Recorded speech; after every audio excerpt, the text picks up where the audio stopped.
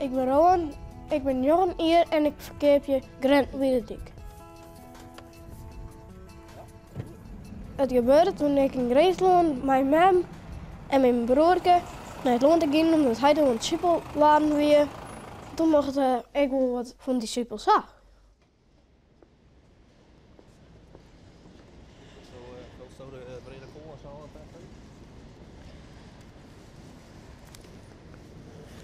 Wat voor keepers nog al hier al aan?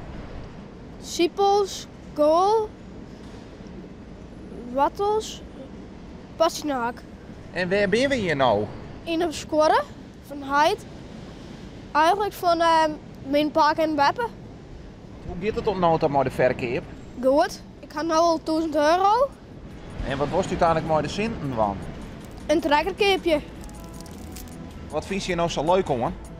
Een geld verdien je. Ja, gaat het hier alleen nog om de zinten of is het ook mooi om te doen? Ik vind het leuk om mensen te helpen.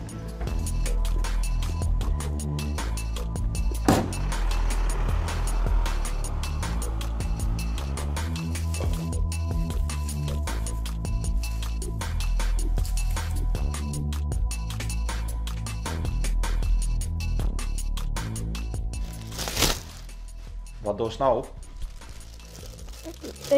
Ik begin nou. Ik de spulletjes in. Ik de dingen in poetsjes. Waarom? Om te verkeken. En waarom had het in een poetsje? Dan is het makkelijker om mee te nemen.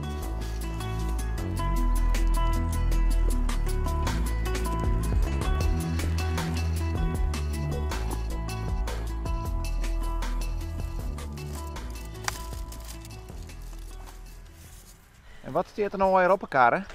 Hier staan recepten. Ja, er staan meer recepten. Pittige pastinaak, wattensoep.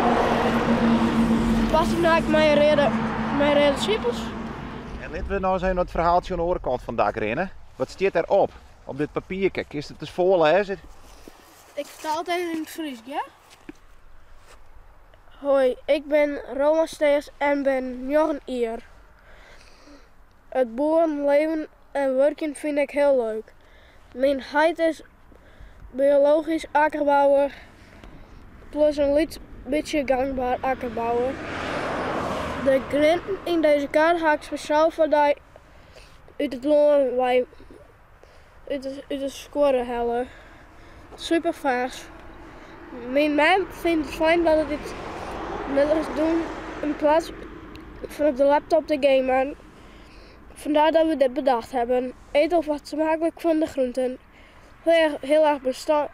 Heel erg bedankt voor uw aankoop. Misschien zien we u de volgende keer weer. Vriendelijke groeten.